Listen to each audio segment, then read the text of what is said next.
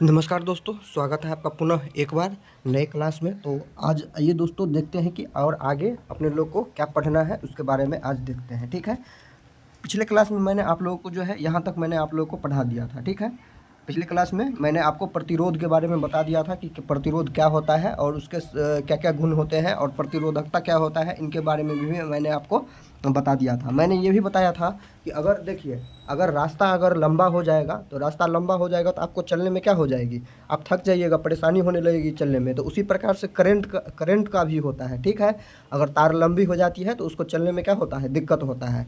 अगर रास्ता अगर कम चौड़ी रहती है, पतली सी रास्ता रहती है तो उससे होकर जाने में भी आपको परेशानी होती है। आप देखे होइएगा, जज कीजिएगा कि अगर साइकिल से जा रहे हैं आप, अगर पतला रास्ता है तो जाने में दिक्कत होती रहती है, वही अगर चौड़ा रास्ता रहता है तो जाने में आसानी होती है। तो उसी प्रकार से अगर तार का जो मोटाई है वो अगर ज़्यादा रहेगा तो करंट का जो है फ्लो अच्छा से होगा। ठीक है, तो उसका रजिस्टेंस, जिस तार का जो है मोटाई ज़्यादा रहेगा उसका रजिस्टेंस क्या हो जाएगा, कम हो जाएगा। ठीक है, उससे जो है बिजली अच्छा से फ्लो करेगी, करंट अच्छा से उससे होके फ्लो करेगी, उससे बहेगी। ठीक है, तो ये समझ गए आप लोग कि अगर तार की लंबाई अगर ज़्यादा है तो उसका प्रतिरोध क्या होगा, प्रतिरोध ज़्यादा होगा। अगर तार की लंबाई, अगर तार की मोटाई अगर ज़्यादा है तो उसका प्रतिरोध क्या होगा, कम होगा। मोटाई अगर ज़्यादा है तो प्रतिरोध कम होगा, लंबाई अगर ज़्यादा है तो प्रतिरोध ज़्यादा होगा। ठीक है, वही अगर तार की जो है एरिया, जैसे मैंने आपको कल बताया था कि वक्र पृष्ठ क्या कहते हैं, वक्रीय, ये क्या होता है, क्रॉस सेक्शनल एरिया क्या होता है। ठीक है, क्रॉस सेक्शनल एरिया क्या होता है, तो ये जो होता है यही क्रॉस सेक्शनल एरिया है। ठीक है, जैसे ये तार है, यहाँ से इसको हम काट दिए तो यही एरिया बच जाता है। ठीक है, तो इसका एरिया जितना बड़ा होगा, ठीक है, उसका जो है रेजिस्टेंस क्या होगा, उसका प्रतिरोध उतना कम होगा। अगर एरिया बड़ा होगा तो इसका कहने का मतलब क्या होगा, अगर एरिया बड़ा होगा तो इसका मोटाई बड़ा होगा, यही ना हो गया कहने का मतलब। ये वृत्ताकार है, अब वृत्त की जितना ज़्यादा त्रिज्या रहेगा उसका एरिया भी उतना ज़्यादा होगा। आपको पता है ये बात, और नहीं पता है तो आपको मैथ में ये सब चीज़ पढ़ाएंगे।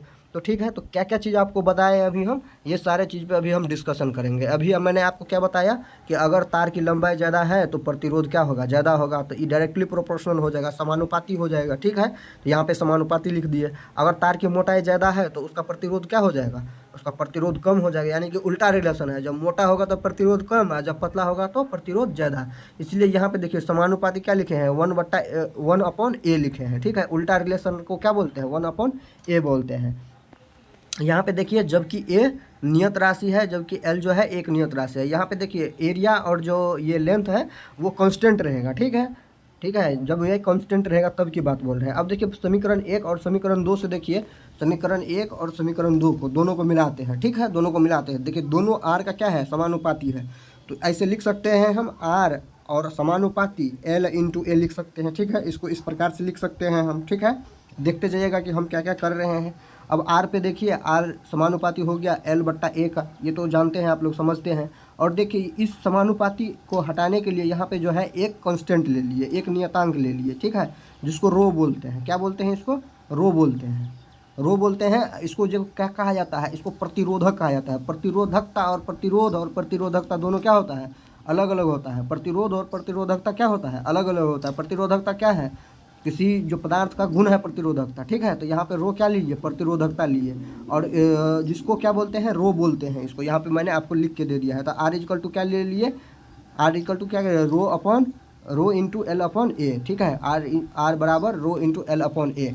और यहाँ पे देखिए मैंने आपको लिख के भी दे दिया है कि रो को जो है प्रतिरोधकता कहते हैं, और प्रतिरोधकता जो विशिष्ट प्रतिरोध कहा जाता है। प्रतिरोधकता को ही क्या बोला जाता है, विशेष प्रतिरोधकता बोला जाता है। प्रतिरोधकता को क्या बोला जाता है, विशिष्ट प्रतिरोध बोला जाता है। ठीक है, तो ये आप समझ गए। अब देखिए यही फार्मूला पीछे में प्रूफ किए थे ना, r is equal to rho l upon a, r is equal to rho l upon a, अभी पीछे में प्रूफ किए ये फार्मूला। और देखिए यहाँ पे ये आ गया। अब देखिए यहाँ से बाय क्रॉस मल्टीप्लिकेशन करें, इसको इधर और इसको इधर, तो ये क्या हो जाएगा, रो एल इजकल टू क्या हो जाएगा, आर ए हो जाएगा। यहाँ से रो का वैल्यू निकालिए, रो क्या है, प्रतिरोधकता है, तो आर ए अपॉन एल। तो ई भी आपको याद रखना है, ई भी एक फार्मूला है। ठीक है, क्वेश्चन डायरेक्ट आपको पूछा जाएगा, पूछ लेगा किसी चीज़ का प्रतिरोधकता क्या है। तो प्रतिरोध और प्रतिरोधकता में आप अंतर समझ लीजिए। ठीक है, यहाँ पे आर प्रतिरोध है, ठीक है, लेकिन ये रो क्या है, प्रतिरोधकता है। देखिए कितना बार हम बोल दिए, अगर गौर से सुनिएगा तो सारा चीज़ आपको क्लास में ही क्लियर हो जाएगा। देखिए यहाँ पे क्या लिखे हैं, इसका यूनिट निकालते हैं। इसका यूनिट क्या होगा, आर है क्या, प्रतिरोध। प्रतिरोध का यूनिट क्या होता है, ओम से नापते हैं। ए को क्या चीज़ से नापते हैं, मीटर स्क्वायर से नापते हैं। लंबाई को क्या नापते हैं, मीटर से नापते हैं। तो सब लिख दिए। तो मीटर से क्या हो गया, मीटर स्क्वायर कट गया तो 1 मीटर ऊपर में बच गया। तो अब ये हो गया प्रतिरोधकता equal to ohm into metre. तो ओम मीटर किसका जो है, एसआई मात्रक है। किसका ऐसा मात्रक है, प्रतिरोधकता का। अगर सिर्फ बोले प्रतिरोध का ऐसा मात्रक क्या है, तो सिर्फ ओम है। प्रतिरोध का ऐसा मात्रक ओम है, प्रतिरोधकता का ऐसा मात्रक क्या है, ओम मीटर है। तो ये जरूर आप याद रखिएगा, ठीक है। चलिए अब आगे बढ़ते हैं। किसी चालक तार का प्रतिरोधकता किन बातों पे निर्भर करता है, ये सारी चीज़ मैंने आपको अभी पहले ही बता दिया है, ठीक है। इसीलिए मैं बोलता हूँ कि क्लास को गौर से सुनिएगा, ठीक है। लिखने पे ज़्यादा ध्यान मत दीजिएगा। अगर आपको पीडीएफ चाहिए दोस्तों, अगर अच्छा से तैयारी करना चाहते हैं तो क्लास को ज़रूर फॉलो कीजिए। एक भी पॉइंट आपका नहीं छूटेगा। जिस दिन आप 10th क्लास का एग्जाम दे के आइएगा, बेहतरीन तरीका से आपको समझ में आएगा। 10th चाहे मध्यमा चाहे पॉलिटेक्निक, जो भी एग्ज़ाम दे रहे हैं, सारा इसमें मैं कवर कर रहा हूँ। तो इस नंबर पे आप ज़रूर कांटेक्ट कीजिएगा, 86 51 74 94 और 97। इस नंबर पे आप कांटेक्ट कीजिए अगर आप क्लास 10th का तैयारी करना चाहते हैं बेहतरीन तरीका से, या अगर मध्यमा का तैयारी करना चाहते हैं बेहतरीन तरीका से, पूरा फुल कोर्स के साथ सारा चीज़ डिटेल्स में, तो आप ये चीज़ पे जो है ध्यान दीजिए, ठीक है। या अगर कोई बच्चा अगर पॉलिटेक्निक का तैयारी कर रहा है या पैरामेडिकल का तैयारी कर रहा है, कोई भी बच्चा हो, सबके लिए ये है महत्वपूर्ण, ठीक है। सबके लिए ये बहुत महत्वपूर्ण है, ठीक है। अगर पॉलिटेक्निक और पैरामेडिकल का जो तैयारी करते हैं उसके लिए मैं अलग से भी लेके आऊँगा, बट ये जो है उन सभी के लिए इम्पोर्टेंट है, ठीक है। चलिए अब आगे बढ़ते हैं। देखिए मैंने आपको पहले ही बता दिया कि किन किन चीज़ों पे डिपेंड करता है, वही बात यहाँ पे लिखा हुआ है। देखिए पढ़ते हैं आपको। तार की लंबाई बढ़ाने पर जो है बढ़ता है, बशर्ते उसका जो है अनुप्रस्थ परिच्छेद काट का क्षेत्रफल और ताप नहीं बदले। अर्थात देखिए तार के लंबाई को बढ़ाने से, तार के लंबाई को बढ़ाने पर यहाँ पे देखिए, यहाँ पे आप लोग लिख लीजिएगा, यहाँ पे छुटा हुआ है, यहाँ पे लिख लीजिएगा प्रतिरोध, ठीक है। प्रतिरोध यहाँ पे लिख लीजिए, आप लोग सही कर लीजिएगा। यहाँ पे क्या होगा, प्रतिरोध होगा। यहाँ पे पर के बाद क्या होगा, तार की लंबाई को बढ़ाने पर प्रतिरोध बढ़ता है, ठीक है। लेकिन उसका क्या होना चाहिए, अनुप्रस्थ काट का क्षेत्रफल और ताप जो है बराबर। अनुप्रस्थ काट का क्षेत्रफल क्या होता है, यही होता है, जिससे होकर जो है यहाँ पे करंट इसमें फ्लो करेगी, इसमें घुसेगी, ठीक है। तो ये चीज़ मैंने आपको पहले ही बता दिया कि आर क्या होता है, समानुपाती होता है एल का, ठीक है। आर समानुपाती है एल का, एल जितना बड़ा होगा उसका जो है प्रतिरोध उतना बड़ा होगा, ठीक है। यहाँ पे ए और टी क्या है, अचर राशि है, मतलब ये निश्चित रहेगा, या घटेगा बढ़ेगा नहीं। टेम्परेचर और अनुप्रस्थ काट का क्षेत्रफल क्या रहेगा, हमेशा बराबर समान रहेगा। अब देखिए 2 नंबर में, तार का अनुप्रस्थ परिच्छेद का क्षेत्रफल बढ़ाने पर घटता है। क्या घटता है, तो यहाँ प्रतिरोध के बारे में बोल रहा है, ठीक है, कि प्रतिरोध घटता है। अनुप्रस्थ काट का क्षेत्रफल अगर बढ़ा देंगे तो क्या हो जाएगा, अगर रास्ता का चौड़ाई बढ़ा देंगे तो आपको चलने में परेशानी नहीं ना होगी।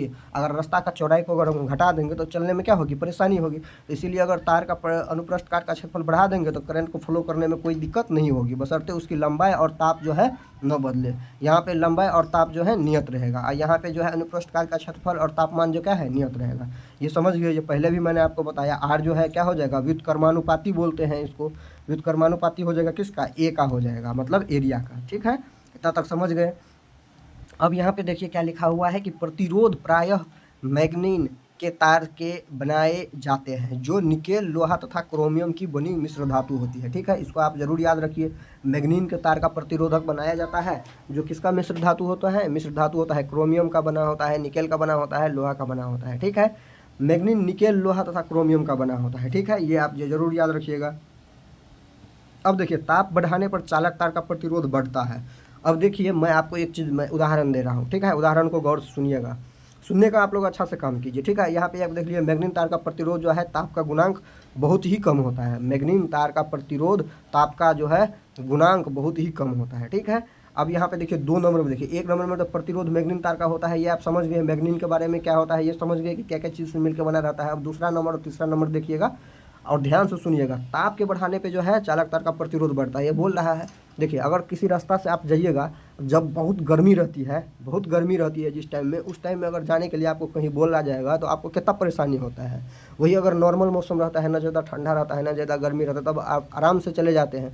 लेकिन वही गर्मी के मौसम में कितना परेशानी होता है आपको चलने में, थोड़ा ही दूर चल के थक जाते हैं। उसी प्रकार से जब करंट जो है तार में होकर बहती है ना, अगर बहुत ज़्यादा टेम्परेचर हो जाता है तो तार में जो है प्रतिरोधकता बढ़ जाता है उसका। यही यहाँ पे लिखा हुआ है, चालक ताप का प्रतिरोध बढ़ जाता है ताप के बढ़ने पर। और देखिए तार जितना मोटा होगा उसका प्रतिरोध उतना ही कम होगा। यही चीज़ बार बार आ रहा है, लेकिन हमको लिखना था आप लोग को बताने के लिए, तो वही मैंने बता दिया। जितना मोटा तार रहेगा उसका प्रतिरोध क्या होगा, उतना कम रहेगा, ठीक है, क्योंकि उसमें उसको जो है चलने के लिए जगह ज़्यादा मिलेगा करंट को, तो वो जो है आसानी से चलेगा। लेकिन अगर मोटाई कम रहेगा तो उसको चलने में प्रतिरोध, करंट को चलने में उस तार से होके प्रतिरोध का सामना करना पड़ेगा, ठीक है, बहुत सारी समस्याओं का सामना करना पड़ेगा। इसीलिए जो है पतले तार का प्रतिरोधकता क्या होता है, ज़्यादा हो जाता है।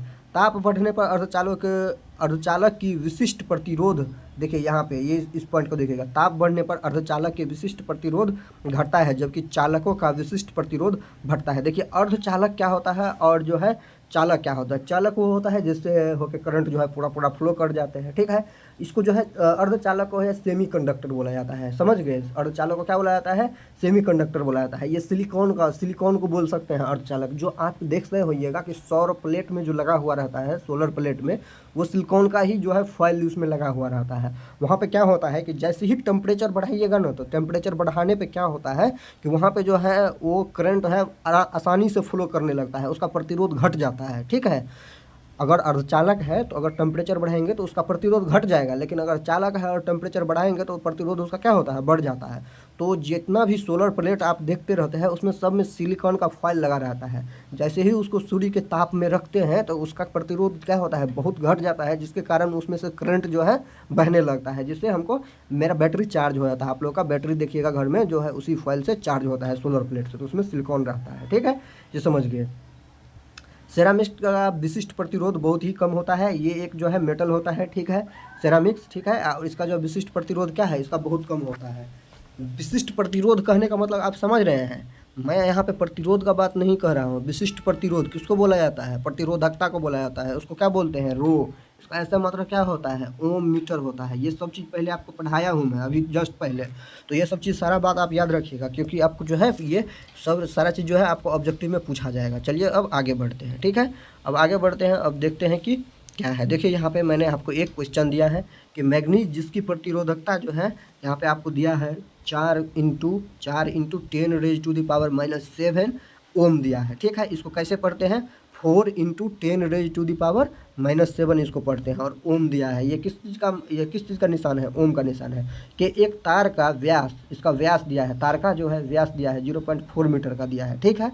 और जो है यहाँ पे 0.4 मीटर है, और यहाँ पे क्या दिया है, देखिए आगे में 7 ओम प्रतिरोध की कुंडली बनाने के लिए इस तार की कितनी लंबाई की आवश्यकता होगी। अब देखिए आपको प्रतिरोधकता दे दिया है, ठीक है, प्रतिरोधकता दे दिया है आपको कितना, 4 × 10⁻⁷ ओम दे दिया है, तार का व्यास दे दिया है। अब बोलता है कि 7 ओम का प्रतिरोध बनाने के लिए, कुंडली बनाने के लिए कितनी तार की जो है यहाँ पे आवश्यकता होगी। यहाँ पे आपको क्या पूछ लिया है, यहाँ पे आपको लंबाई पूछ लिया है, क्या पूछ लिया है, लंबाई पूछ लिया है। तो इसीलिए मैंने आपको पहले बोला था कि आप ये वाला फार्मूला जो है जरूर याद रखिएगा, ठीक है। कौन बोला फार्मूला, कौन बोला फार्मूला आप लोग याद रखिएगा, कौन बोला फार्मूला याद रखिएगा आप लोग, R इक्वल टू ρL/A। देखिए इसमें सारा चीज़ है।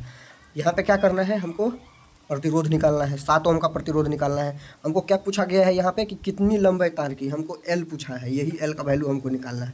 देखिए सारा चीज़ का वैल्यू दिया है, प्रतिरोध का वैल्यू कितना दिया है, 7 ओम, तो यहाँ पे 7 ओम बैठाएंगे। यहाँ पे प्रतिरोधकता का वैल्यू दिया है कितना, 4 × 10⁻⁷ ओम, ठीक है, तो ये प्रतिरोधकता का वैल्यू दिया है। अब यहाँ पे देखिए आपका जो है व्यास दिया है, तो व्यास दिया है तो यहाँ से आप त्रिज्या निकाल सकते हैं ना, यहाँ से त्रिज्या निकाल सकते हैं, 0.2 हो जाएगा। और ये तार है, तो तार कैसे होता है, तार ऐसे बेलनाकार नहीं होता है तार, और इसका जो अनुप्रस्थ काट का क्षेत्रफल होगा वो वृत्ताकार होगा, तो वृत्त का क्षेत्रफल क्या होता है, πr² होता है ना, πr²। तो यहाँ पे r का वैल्यू आपको पता है, तो यहाँ से आप क्या कर सकते हैं कि एरिया निकाल सकते हैं। तो देखिए एरिया भी निकल गया, तो सारा चीज़ निकल गया, खाली इसमें जो है रखना है L निकल जाएगा। देखिए मैंने आपको है बना के भी दे दिया है नीचे में। देखिए R यहाँ पे निकाला है 0.2 mm दिया है, तो mm को सबसे पहले क्या किए, मीटर में बदल दिए। तो देखिए दशमलव हटाए तो 1 शून्य आया, ठीक है। देखिए 0.2 को कैसे लिखे हैं, इसको हटाए, इसको हटा दिए तो 1 10 आएगा नीचे में, गुना, ये mm में है, mm से मीटर बनाने के लिए इसको क्या किए, 1000 से भाग देना पड़ता है mm से मीटर बनाने के लिए। तो यहाँ पे जो है टोटल कितना हो जाएगा, 2/10,000, तो 2/10,000 हो गया। अब 2 × 10⁻⁻⁴ हो गया, ये मीटर हो गया, ठीक है। अब यहाँ से जो है क्षेत्रफल निकाल लेंगे, ठीक है, किसका, वो तार का जो है क्षेत्रफल निकाल लेंगे। ठीक है, समझ गए। यहाँ से तार का क्षेत्रफल निकाल लेंगे और क्षेत्रफल निकाल के जो है ये जो अपना ये फार्मूला है, यहाँ पे देखिए क्षेत्रफल मैंने आपको निकाल के दे दिया है कितना होगा। ठीक है, और ये जो फार्मूला है R equal to rho l upon a, rho l upon a, इसमें जो है पुट कर देना है, तो यहाँ से एल का वैल्यू जो है अपने निकल जाएगा। ठीक है, यहाँ से एल का वैल्यू अपना निकल जाएगा और एल का वैल्यू देखिए कितना आ गया है, एल का वैल्यू आ गया आपका कितना 2.2 मीटर। ठीक है, तो इतना तक समझ गए आप लोग, इतना तक समझ गए। चलिए अब थोड़ा और देख लेते हैं। ठीक है, अब थोड़ा और देख लेते हैं। अगर देखिए जिसको भी अगर समझ में नहीं आएगा, मान लीजिए कि नॉमरिकल वगैरह समझ में नहीं आएगा, तो वो लोग जो है कमेंट कीजिएगा। ठीक है, कमेंट में हमसे पूछिएगा, मैं आप लोगों को जो है बेहतर तरीक़ा से बताने का कोशिश करूँगा। ठीक है, अगर ऐसे समझ में नहीं आएगा तो पर्सनली आप कमेंट करके पूछिएगा, मैं आप लोगों को जो है उसमें अच्छे से बताने का कोशिश करूँगा। आप यहाँ पे देखिए कि प्रतिरोधों का समूहन क्या होता है। यहाँ पे आप फिर क्या करना है, आप लोगों को कुछ नहीं करना है, सिर्फ सुनना है आप लोग यहाँ से। ठीक है, सिर्फ सुनना है आप लोगों को यहाँ से। अब ऐसा करते हैं कि इस क्लास को जो है ना फिर से आगे से स्टार्ट करेंगे, क्योंकि यहाँ पे आप लोग जो है कुछ पढ़ा दिए हैं और यहाँ से जो है बहुत अच्छा जो है कॉन्सेप्ट आएगा। अगर ज़्यादा पढ़ाएंगे तो फिर आप लोगों को प्रॉब्लम होगा। ठीक है, तो फिर से जो है नया क्लास में इसको स्टार्ट कर देंगे, प्रतिरोध के बारे में और उसके समूह के बारे में, उसको कैसे जोड़ा जाता है। ठीक है, तो अगले क्लास में पढ़ते हैं।